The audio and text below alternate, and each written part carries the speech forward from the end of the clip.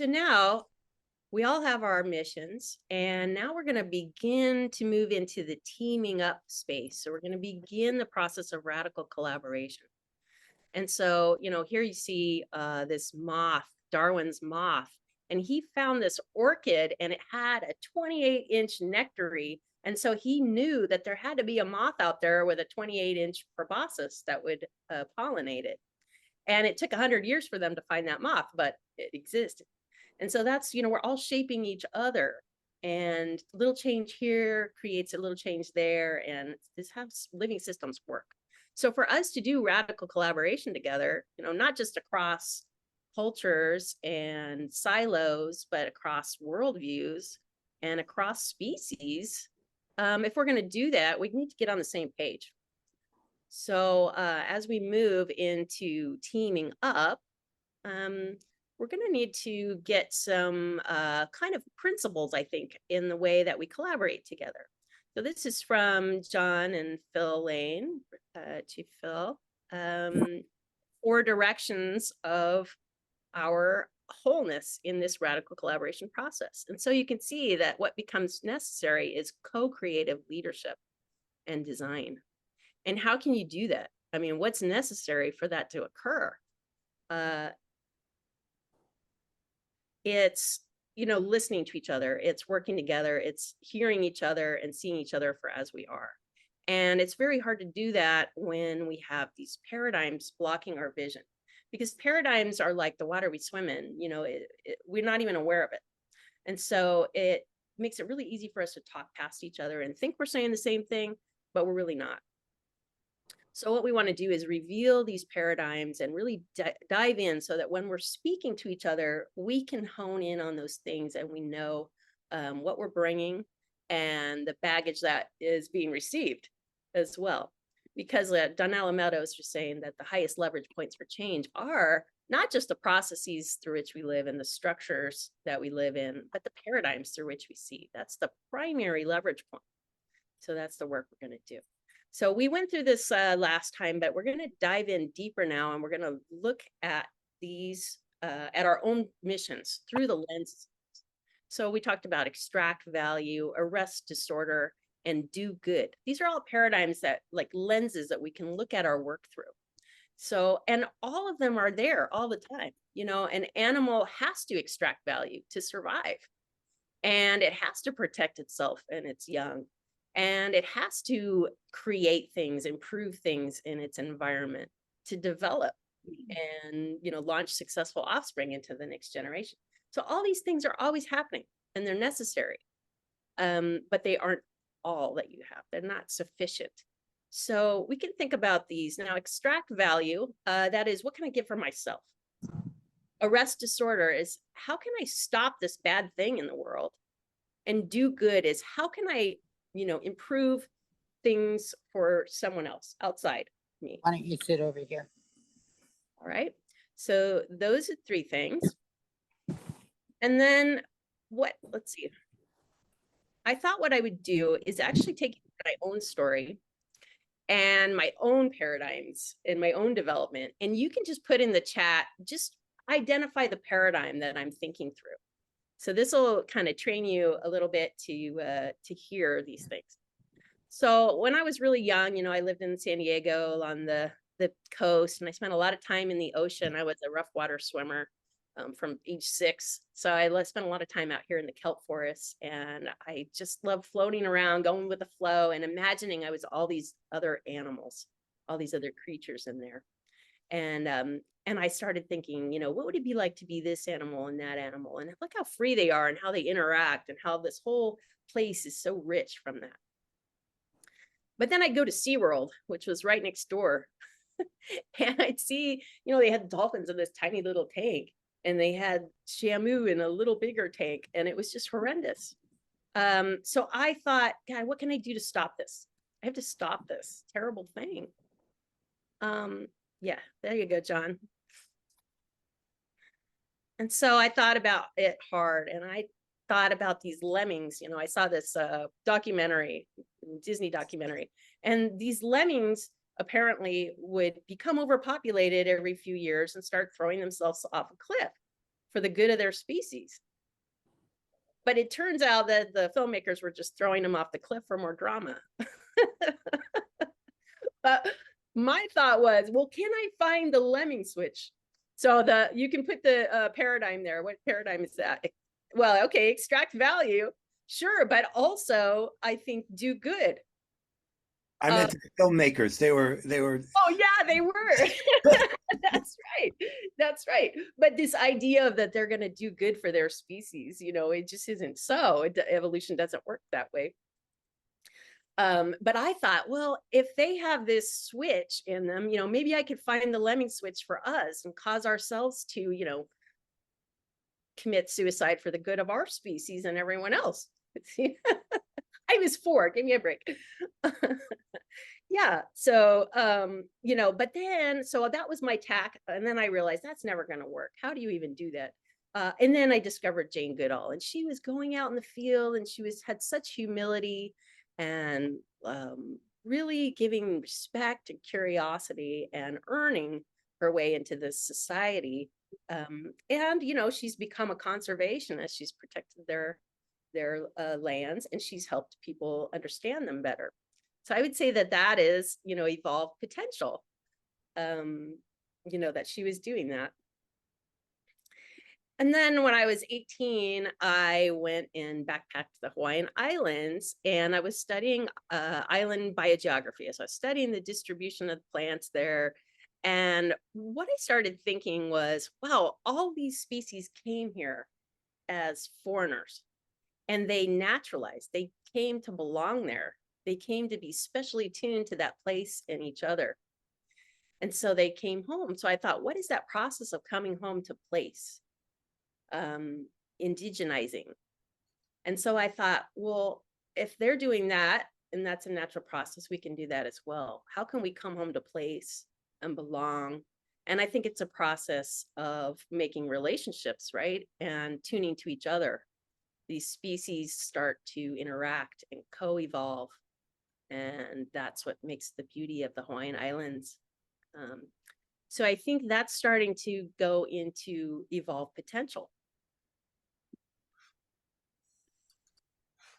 And then my first job out of college, I actually worked on one of these deadliest catch fishing boats. It was a crabber in the Alaska, in the Bering Sea. And my role, I was a marine biologist, documenting the whales, whatever whales I could see out there. But ostensibly, my job, I worked for the government as a fish cop. So I was documenting the bycatch of these fishermen and telling them what they had to put back. And so this is the government's idea of how to stop this terrible overfishing, is to put, an 18-year-old girl on the boat as to arrest disorder. It didn't go that way, but yeah. So, and I think that's the whole sustainability paradigm, right? I mean, documenting the bycatch and targets and metrics. We see that all the time. So I think all of those things, the extract value, arrest disorder, and do good, tend to be this mechanistic thinking where we're going to come in to an external system and fix it, or be more efficient, find the right answers, swap out the broken part. It's this very mechanistic kind of thinking. And the idea is that we want to standardize everything so we can scale it. So there's one right answer. And how do you, what comes out of that? Monocrops and loss of diversity. But that's the way we work, right? And all the even while doing good. Even while doing good. Yes. Yes. And, what do they all share in common? They have to be imposed by an external authority. And they tend to be global. We want to scale it up. And it tends to be transactional. You got to provide incentives or punishments. Or, we say, if we could just educate people, if they just knew better, this kind of thing. But what results from this is it's always short term. As soon as you walk away and stop providing that external force, it's going to go back to the way it was. So if we really want to change systems, to evolve systems, we need to think deeper. We need to think some way that can actually regenerate a new system that will continue without us when we're gone. I think we all want that. So a lot of you have probably already seen this slide before, but so much of our world comes from STEM, solutions based, and you can see there's not a single living thing in any of these logos. It's not a living systems way of thinking. Not that it's bad, it's just very mechanistic, and science works that way. You can see here, again, no living things. But also at the top, you can see kind of the paradigm that underlies it, of measuring and one best answer, one winner, a target, ladders, hierarchies, all these things, because there's one right answer. And so you're measuring against that. And that's just not the way that life works, right? It's diversity and messy, and some things work better than others, and evolution occurs. So when I went to grad school, I wanted to study this, the nature of change, the nature of evolution in living things. And so I was studying these baboons. I was inspired by Jane to go into primatology. And I was trying to understand, the relationship between social structure and behavior and mate choice, and how that related to evolutionary change. And right away, it became obvious that even though I'd come through this STEM paradigm, that's not the way that life works. And so you could see that life occurs in these nested flows and these patterns, and those are caused by relationships and exchange. And that's really the basis of these living systems. So then we have these living systems thinking. And you can see how different that is from the mechanistic thinking.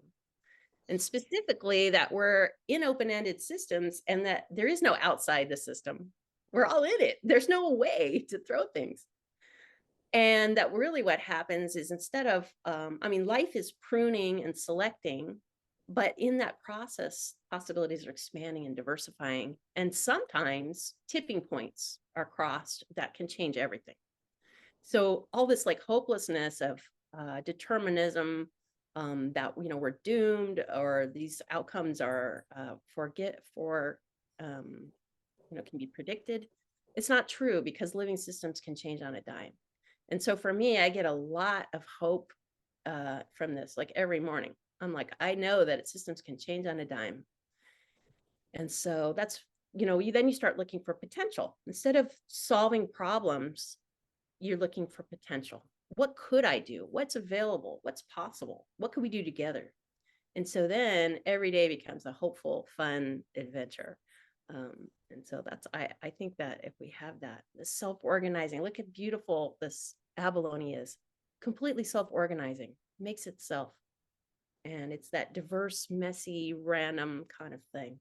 Dolphins, they're looking always to surf for free on energies that are already in motion. And that's all living things are doing that.